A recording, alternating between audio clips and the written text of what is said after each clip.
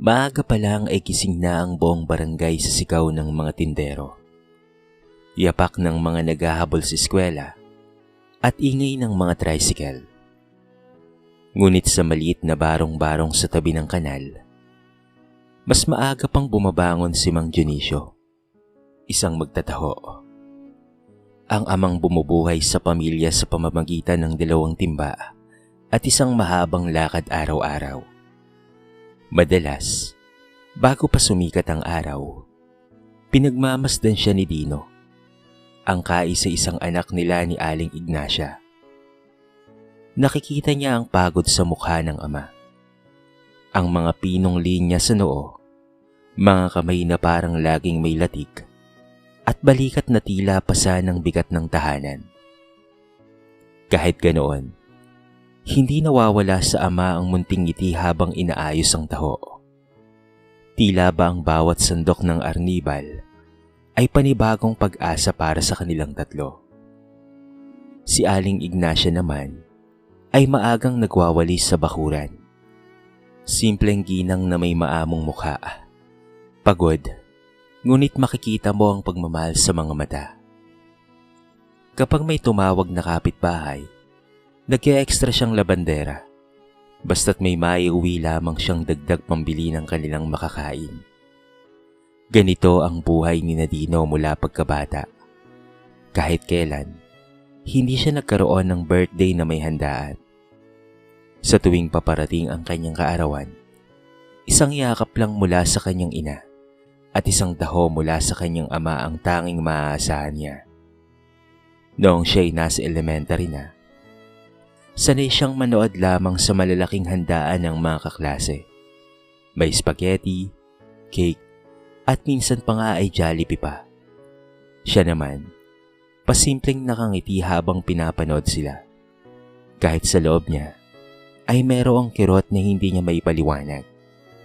Madalas merong kumukurot sa puso ni Dino. Kailan kaya ako magkakahanda tulad nila? Pero sanay siyang manahimik. Sanay siyang tanggapin ng kakulangan. Sa eskwela, madalas siyang inaasar dahil mahirap lamang sila. Ang ilan, pinandidirihan pa ang amoy ng damit niya, tuwing hindi kaagad natuyo dahil sa kakulangan sa sampayan. Ngunit sa kabila ng lahat, hindi siya naging reklamador. Tahimik lang siyang nakayuko. Hindi lumalaban, lalo na kapag si Amber ang nanunokso sa kanya. Ang kilalang bully. Sa kabila ng lahat, mataas ang mga pangarap ni Dino. At mahihiyain siya. Pero madalas siyang mangarap. Sa tuwing papalapit ang kaarawan niya, ikinukuhit niya sa kanyang isip ang isang munting mesa na may pansit, isang pitsyal ng juice, at ilang malalapit na kaibigan. Para sa kanya, sapat na yon para maging espesyal ang isang araw. Ngunit ngayong nasa high school na siya, papalapit na ang kanyang 13 kaarawan. Hindi niya alam na magbabago ang takbo ng buhay niya. Nasa kusina siya noon, nag-aayos ng kanyang notebook, nang biglang magsalita ang kanyang ina. Anak, gusto mo bang mag-imbita ng mga kaibigan mo sa birthday mo? Magluluto tayo. Kahit simple lang, makapagsalo-salo kayo. Para bang tumigil ang mundo ni Dino. Parang biglang gumaan ang dibdib niya. At mayroong liwanag na sumilay sa mga mata niyang sanay sa kakulangan. Hindi niya napigilan ang kanyang ngiti. Hindi niya napigilan ang matagal na niyang pangarap na unti-unting nagkakahugis. Sa kauna-unahang pagkakataon, magkakaroon siya ng handa. At sa una ring pagkakataon, may pagkakataon siyang maramdaman ng saya ng may kaarawan. Hindi pa niya alam na ang pangarap na ito ang magbubukas ng pinto sa sakit, kahihiyan, paghihiganti, at ang pag-angat. Pagkasabi ng kanyang ina na maaari siyang mag-imbita, para bang hindi makapaniwala si Dino. Sanay siyang tumatanggi. Sanay siyang umiiwas. Sanay siyang mangarap ng tahimik. Pero ngayon, mismong mga magulang niya ang nagbibigay ng pahintulot. At higit sa lahat, ng Pag-asa. Talaga po inay, maghahanda po tayo. Ngumiti si Aling Ignacia, isang ngiting puno ng unawa at pagmamahal. Oo anak, kahit simple lang. Gusto naming maramdaman mo rin kung anong may handa. Si Mang Dionisio naman, nakakarating lang mula sa paglalako, ay tumango habang ibinababa ang mabigat na taho container. Pag-iipunan natin yan anak para sa'yo. Hindi alam ni Dino kung iiyak ba siya o tatalon sa tuwa. Noon lang niya naramdaman na may isang bagay sa mundong kay tagal na niyang hinihintay, na ngayon ay abot kamay na niya. Kinabukasan, pagpasok sa paaralan, kumabog ang dibdib ni Dino. Hindi siya sanay na mag-imbita. Hindi siya sanay na lumapit sa mga kaklase para sa anumang sosyal na bagay. Baka pagtawanan lamang siya, baka tanggihan, at baka maliitin pa ang bahay nila. Yon ang kanyang nasa isip. Pero naalala niya ang ngiti ng kanyang ina kagabi. At naalala niya ang pagod na pagod ngunit masayang mukha ng kanyang ama. Kaya huminga siya ng malalim at nilapitan ng mga malalapit sa kanya. Sina Mark, Benjo, at Trixie. Birthday ko sa Sabado. Punta kayo sa bahay namin ha. Kung gusto niyo lang naman. Halos hindi lumabas ang boses niya dahil sa hiya. Ngunit nagulat siya nang sabay-sabay nang umiti ang tatlo. Talaga? Pupunta kami. Sabik na sabi ni Mark. Uy, may handa ka? Astig yan. Dagdag pa ni Benjo. Dapat lang. Birthday mo yun eh. Masayang sambit naman ni Trixie. Napangiti si Dino. Ito ang unang beses na may tunay na sumaya para sa birthday niya. Habang nag-uusap sila, dumaan si Amber kasama sina Leon at Louie. Narinig nila ang lahat ng pinag-usapan. Ay, may birthday ka pala, Tino? Malakas na sabi ni Amber. Ngiting aso, punong-puno ng pang-aasar. Oo, sagot ni Dino ng mahina. Sama kami ha? Singit ni Amber na hindi nag-aantay ng sagot. Masarap ba ang handa nyo? Baka naman corned beef lang yan ha? Sabay tawa ni Leon. Baka sabaw lang ng pansit. Dagdag pa ni Louie. Napayuko si Dino. Gusto na sana niyang tumanggi pero... Ano Dino? Imbitado kami hindi ba? Napangiti si Amber. Pero hindi ito isang ngiti ng kaibigan. Ngiti ito na naghihintay ng pagkakataong manlait. Hindi tuloy alam ni Dino ang kanyang gagawin. Nakatingin sina Mark at Benjo sa kanya. Parang gustong pigilan siya. Pero nauuna ang kabaitan niya kaysa sa katotohanan. Oo, sige. At doon siya nadulas dahil sa kanyang pagpayag. Parang may malamig na dumaloy sa kanyang dibdib. Ramdam niyang may hindi magandang susunod na mangyayari.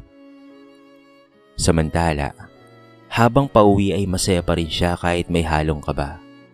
Pagdating sa bahay, sinabi niyang nakapag-imbita na siya. At sino-sino ang pupunta anak? Tanong ng mama niya. Pinanggit niya isa-isa. Nang malaman ni Aling Ignacia na pati grupo ni na Amber ay darating, napaatras ito ng kaunti. Ay anak, sigurado ka ba? Hindi sila mababait sa iyo, hindi ba? Ngunit mabilis nang umiti si Dino. Pilit ngunit puno ng pag-asa. Nay, baka magbago na po sila. Si Mang Dionisio naman, habang naglilinis ng taho container, ay tumingin sa kanya ng may pag-aalinlangan, pero nanaig ang pag-unawa. Sige anak, maghahanda tayo. Gawin natin tong espesyal para sa iyo ha. At doon mas tumibay ang pangarap ni Dino na sa wakas, magkakaroon siya ng araw na tunay na kanya. Pero hindi pa niya alam na sa likod ng tuwang iyon, may aral na magpapabago sa buong takbo ng kanyang buhay. Dumating nga ang araw ng Sabado, ang araw na matagal nang hinihintay ni Dino. Mas maaga pa sa manok ay gising na si Aling Ignacia. Nag-iinit ng mantika para sa Shanghai at hinihiwa na ang gulay para naman sa pansit. Si Mang Dionisio naman ay naghatid muna ng ilang order ng taho bago umuwi para tulungan sila sa paghahanda. Si Dino, sa unang pagkakataon ay nag-ayos ng sarili na may ngiti na hindi matanggal sa kanyang labi. Suot niya ang pinakamaayos niyang polo. Hindi bago, pero malinis at planchado. Tila ba bawat himaymay ng tela ay kumakatawan sa pangarap niyang maranasan ng isang normal na kaarawan, kahit simpleng-simple lang. Nay, ang bango po ng pansit. Masayang wika niya habang lumalapit sa mesa. Oo anak, gusto kong espesyal to kahit papaano. Sagot ni Aling Ignacia na halatang pagod ngunit masaya. Tay, uwi po ba kayo kaagad? Tanong ni Dino habang inaayos ang baso. Oo anak, magpapalit lang ako ng damit ha. Gusto kong makita yung unang handa mo. Tipid ng ngiti ni Mang Dionisio. Pagod man ay punong-puno naman ng galak. Maya-maya ay unti-unti nang dumarating ang mga tunay na kaibigan ni Dino. Sina Mark, Benjo at Trixie. Uy, ang saya dito ah. Ani Mark. Masarap yung pansit, Nay. Ang galing niyo po. Bati naman ni Benjo kay Aling Ignacia. Napangiti si Dino. Ang simpleng papuri para sa kanya ay parang musikang gumagaan ng puso. Hindi nagtagal, dumating na rin ang pinakakiniinisan niyang wala sana. Ang grupo ni na Amber, Leon at Louie. Nakangiti sila, pero hindi yung masayang ngiti, kung hindi yung ngiting may masamang binabalak. Ay, ito na ba yung handa? Tanong ni Amber sabay tingin sa lamesang may pansit, Shanghai, tinapay, at pineapple juice. Wala po bang fried chicken? Pangungutya ni Leon. Ay na nga ba yung sinasabi kong budget meal lang eh? Dagdag naman ni Louie, sabay tawa. Napatigil si Dino at mga kaibigan niya. Napakagatlabi si Dino, pero ngumiti pa rin. Hindi niya hinayaan na masira ang araw na ito. Pero hindi nagpaawat si Trixie. Kung ayaw niyo sa handa, umalis na lang kayo. Mataray niyang sabi. Oo nga, dagdag pa ni Mark. Birthday ni Dino. Dapat marunong kayong rumispeto. Namilog ang mga mata ni Amber. Ang taas ng pride niyo ah. Etong si Dino. Siya yung nag-imbita sa amin pero walang maayos na handa. Hindi nagtagal, ay may narinig silang yapak sa labas. Maya-maya pa ay pumasok si Mang Dionisio. Pawis na pawis ito. Bit-bit ang lalagyan ng taho. Kakatapos lang niya sa paglalako. Tay, mano po? Bungad ni Dino na masayang sinalubong ang kanyang ama. Pero bago pa makalapit si Mang Dionisio sa mesa, rinig na rinig ang bulong-bulungan ni na Amber. Yan pala ang tatay niya. Magtataho lang. Sabi ni Leon na may halakhak. Kaya pala walang fried chicken dito eh. Sabat ni Louie. Yan na ang sagot sa mga tanong natin. Panginsultong dagdag naman ni Amber. Tumigil si Dino. Unti-unting sumikip ang kanyang dibdib. Napalingon siya sa kanyang ama. At kahit nakangiti si Mang Dionisio, nakita niya ang pagkirot sa likod ng mga matang sanay sa hirap, ngunit hindi kailanman sa panghahamak. Tinapik ni Mang Dionisio ang balikat niya. Asikasuhin mo na muna ang mga bisita mo, anak. Magpapalit lang ako ha. Mahinaon itong sabi. Pero kahit banayad ang boses, ramdam ni Dino ang sugat na iniwan ng mga salitang binitawan ng kanyang mga kaklase. Natapos ang handaan, pero hindi na kasing saya. Habang nakaupo si Dino sa may bintana, tila nawala ang kinang sa kanyang mga mata. Anak, may problema ba? Tanong ni Aling Ignacia. Nay, ininsulto po nila si tatay. At doon ay tuluyan nang bumulwak ang luha sa mga mata ni Dino. Sana po hindi ko na lang sila inimbitahan. Hindi niya alam na sa likod niya ay naroon si Mang Dionisio. Anak, hindi nakakahiya ang pagiging magtataho. Nakangiti ito, ngunit may bigat sa kanyang boses. Ang nakakahiya ay yung kumakain mula sa masama. Huwag mo nang dibdibin yun, anak ha. At doon ay may nabuo sa puso ng batang si Dino. Isang pangako. Hindi niya nahahayaang muli silang maliitin ng kahit sino. Sa araw ding iyon, opisyal na niyang sinimula ng paglalakad patungo sa pangarap na mag-aangat sa pamilya nila. Kinabukasan mula nang matapos ang kaarawan niya, habang tahimik na kumakain ng pamilya, ramdam ni Dino ang bigat na nakapatong sa kanyang dibdib. Kahit gaano siya kasaya na sa wakas ay nagkaroon siya ng handa, mas malakas ang kirot ng mga salitang narinig niya. Hindi para sa sarili niya, kung hindi para sa kanyang amang buong buhay ay nagsasakripisyo para sa kanila. Pagkatapos kumain, lumapit si Dino sa bintana. Pinagmasdan niya ang dilim ng labas, ang bahagyang pag-uga ng dahon ng saging sa hangin, at ang mumunting ilaw ng mga bahay sa paligid. Tahimik ang gabi, pero sa loob niya ay may unos na hindi niya maipaliwanag. Lumapit si Aling Ignacia at dahan-dahang hinawakan ng likod niya. Anak, masama ba ang loob mo kay tatay? Umiling si Dino, ngunit biglang tumulo ang kanyang luha. Hindi po sa kanya, Nay. Kung hindi sa ginawa ng mga kaklase ko. Nanginginig ang boses niya. Tinawag nila si tatay na magtataho lang, mabaho, at mahirap lang. Parang walang kwenta si tatay sa harapan nila. Narinig po ni tatay ang lahat ng yun, at nakita ko po yung mga mata niya. Nasaktan po siya. Hinaplos ni Aling Ignacia ang buhok ng anak. Anak, hindi lahat ng tao ay marunong rumispeto, pero hindi ibig sabihin nun na mababa tayo. Hindi nila namalayang nasa likod pala nila si Mang Dionisio. Bitbit ang lumang tuwalya para punasan ng pawis matapos magligpit ng mga gamit. Anak, malumanay na tawag ni Mang Dionisio. Nagulat si Dino. Agad na nagpunas ng luha. Tay, pasensya na po. Nadamay pa po kayo. Ngumiti ang ama. Isang ngiting puno ng pag-unawa kahit may bakas ng sakit. Walang nakakahiya sa trabaho ko, anak.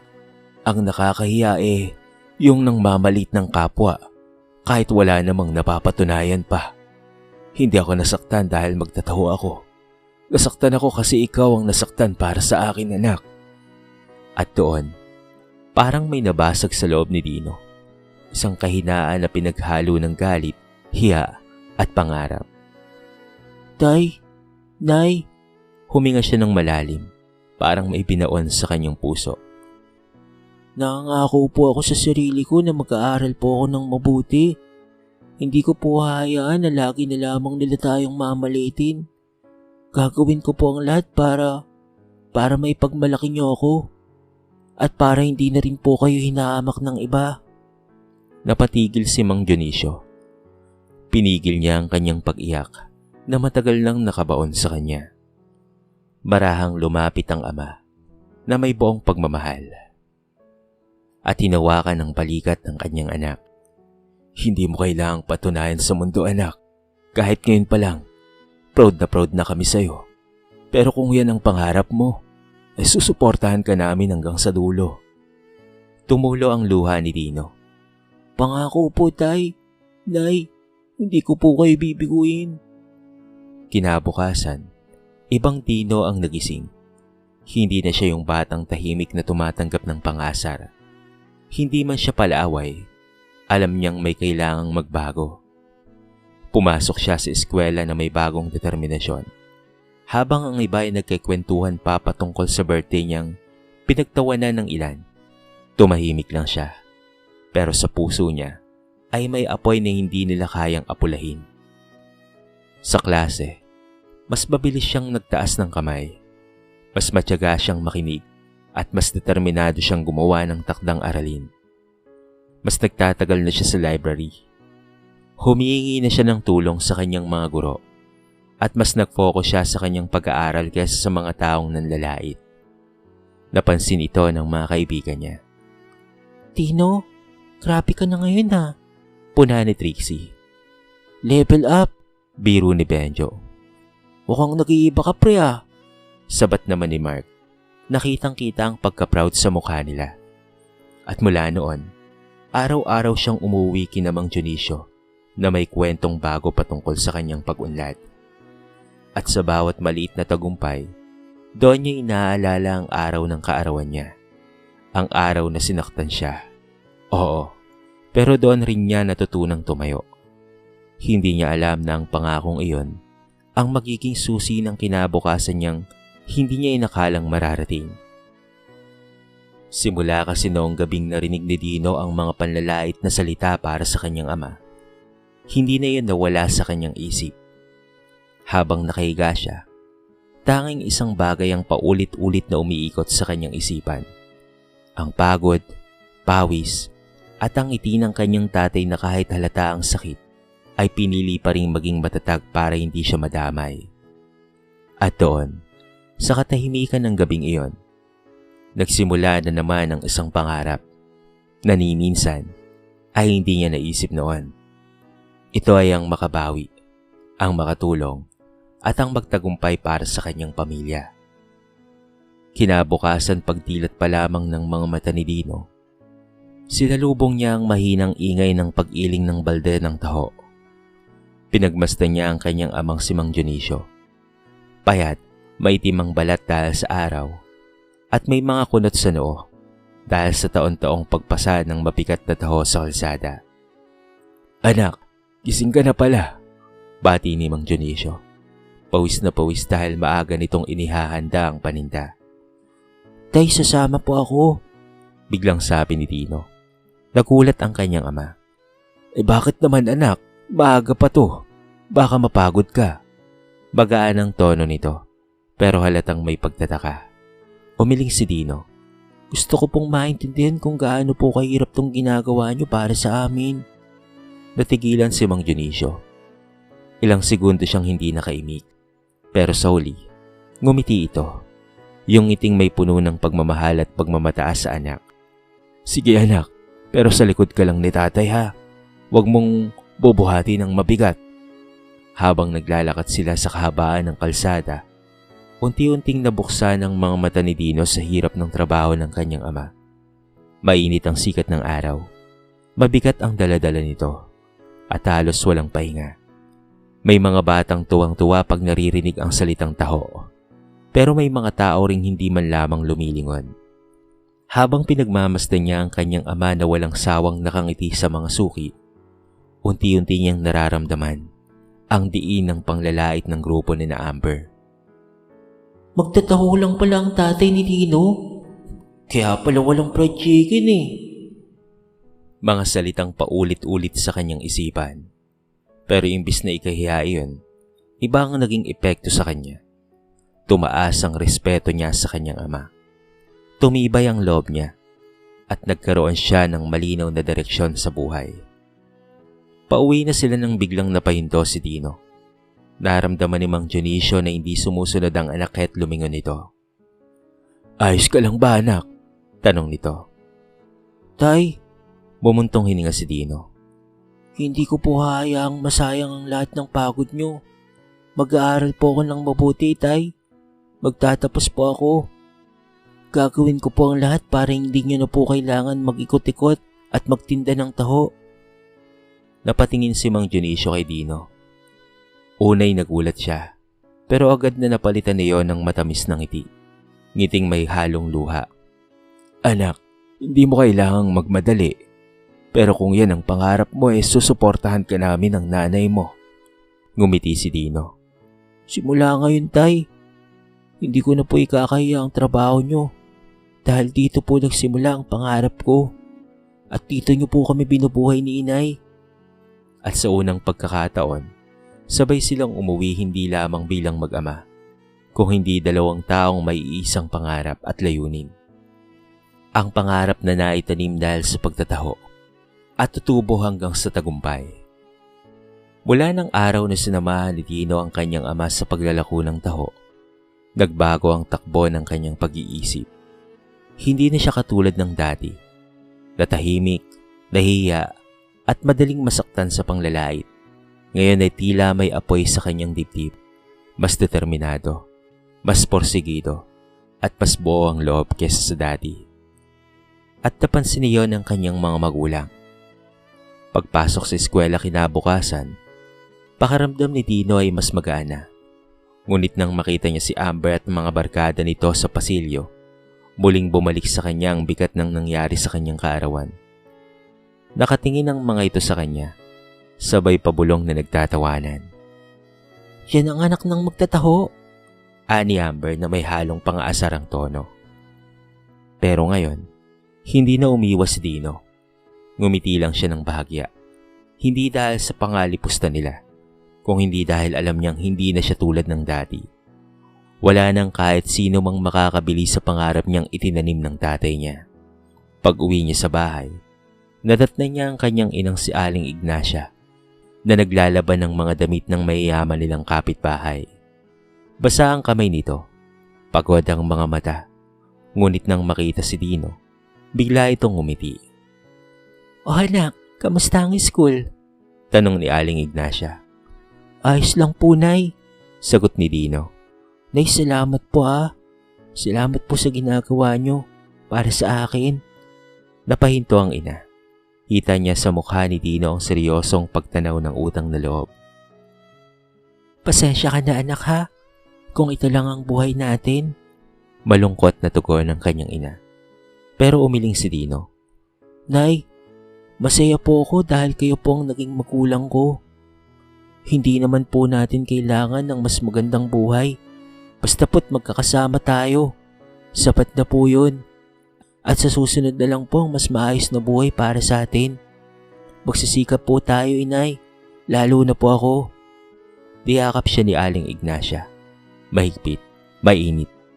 Yung yakap na matagal nang gumagabay sa kanya.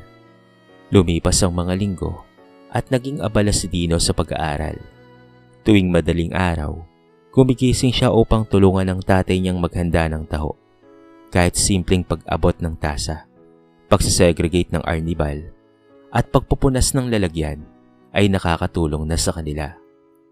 Mukhang handang-handa ka na anak na magtinda, biro ni Mang Dionisio. Ngumiti si Dino. Tay, gusto ko pong malaman ng lahat ng hirap, para alam ko pong sulit po ang pangarap ko.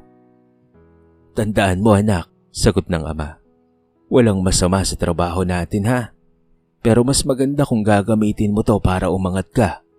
Para hindi mo maranasan ang mga hirap namin. At tuwing maririnig ni Dino iyon, mas lalo siyang ginaganahang mag-aral. Isang gabi, habang nag-aaral si Dino gamit ang dim na ilaw ng kanilang lumang lampara, pumasok si Mang Dionisio at tahimik na naupo sa tabi niya. Anak, may hinaong sabi ng ama. Napapansin kong madalas kang puyat. Baka napapagod ka na. Umiling si Dino. Tay, kahit puyat po ako sulit naman po. Para po sa pangarap natin to. Tumitig si Mang Dionisio sa anak.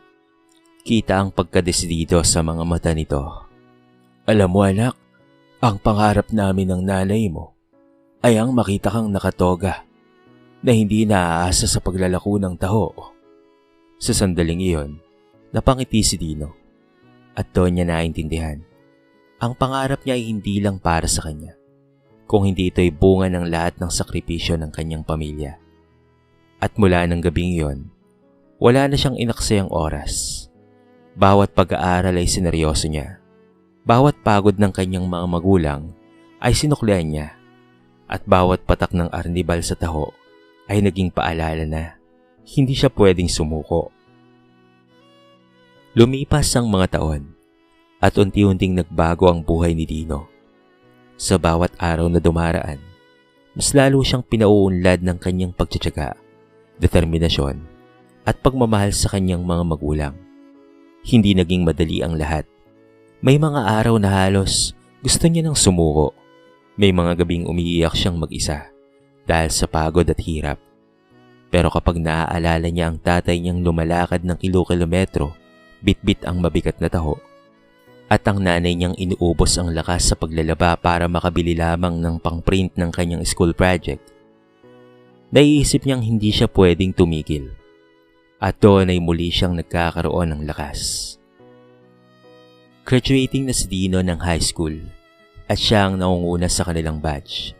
Marami ang humahanga sa kanyang talino at kasipagan. Ang dati niyang maliit na grupo ng kaibigan na sina Mark, Trixie at Benjo ay mas nagningning ang suporta sa kanya. Ngunit habang tumataas ang tingin sa kanya ng iba, mas napapansin rin niya ang unti-unting pagkalayo ng grupo ni Amber.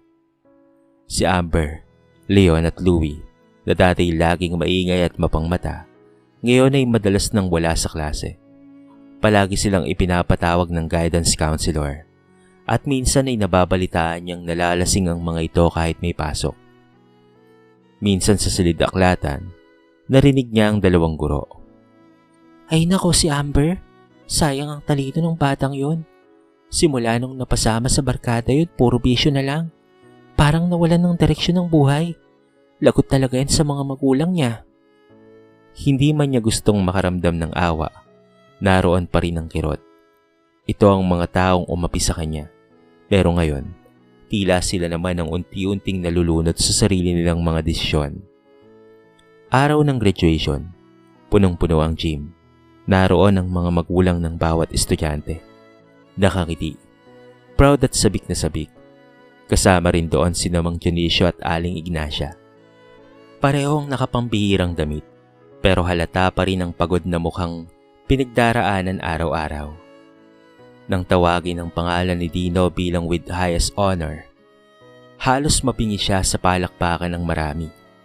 Tumayo siya, nanginginig ang kamay, at habang naglalakad papunta sa entablado, unti-unti siyang nabalot ng damdamin. Doon niya nakita ang tatay niya sa gilid. Hawak ang cellphone na lumang-luma na. Nanginginig habang kinukuhanan siya ng litrato. Tahan ng mga mata ni Mang Dionisio, pero puno ng luha. Ang nanay naman niya, nakatayo, hawak ang kanyang dibdib, umiiyak ng tahimik pero masayang-masaya. Pag-akit niya sa entablado at matanggap ang medalya, napatingin si Dino sa mga magulang niya. At sa mata nila, naroon ang lahat, ang pagod, ang sakripisyo, ang pagmamahal at ang pag-asa. Alam na alam niya sa kanyang sarili na ito ang bunga ng pagtataho ng kanyang ama at paglalabada ng kanyang ina.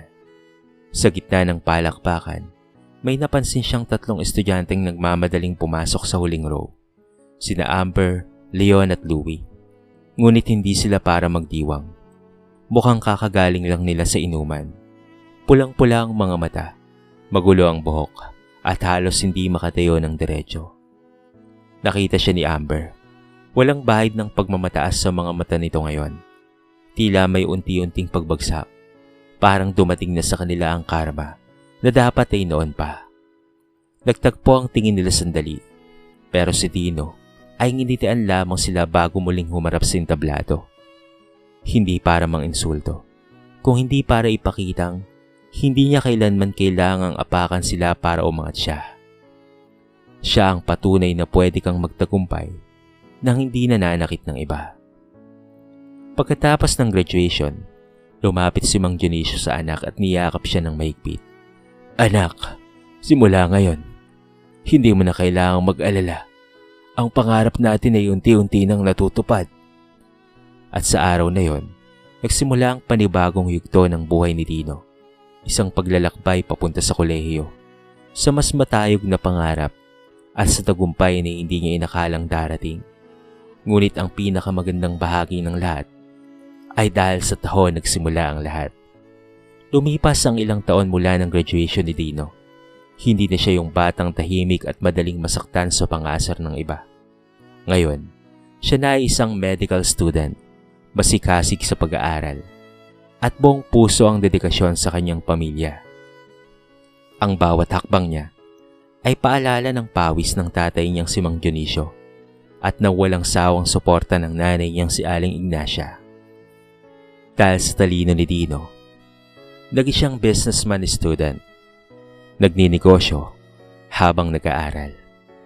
Kaya naman kahit papaano ay nasusuportahan niya ang kanyang pag-aaral. Ngunit ganun pa man, si Mang Dionisio ay patuloy pa rin sa kanyang paglalako ng taho sa kalsada. Pero ngayon, hindi na yun ang dahilan ng hiya. Ang kanyang pawis ay naging simbolo ng sakripisyo at pagmamahal na walang kapantay.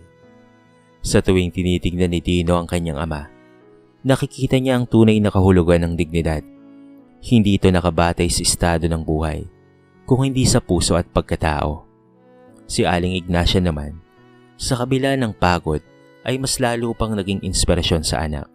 Ipinakita niya na ang pagmamahal at tiyaga ay puwersang mas malakas pa kahit sa anumang pangalipusta. Samantala, ang grupo ni Amber, maging si Amber, tulad ng hula ni Dino noon, ang buhay nila ay unti-unting bumagsak. Sa uli, nalulong sila sa bisyo, hindi nakapagtapos ng pag-aaral kahit sa high school. At nahirapan sila sa hinaharap. Hindi nila natutunan ng leksyon ng maaga. At ngayon, sila mismo ang nakaranas ng pangalipusta na dati nilang ginagawa sa iba. Ngunit si Dino, hindi siya nakialam.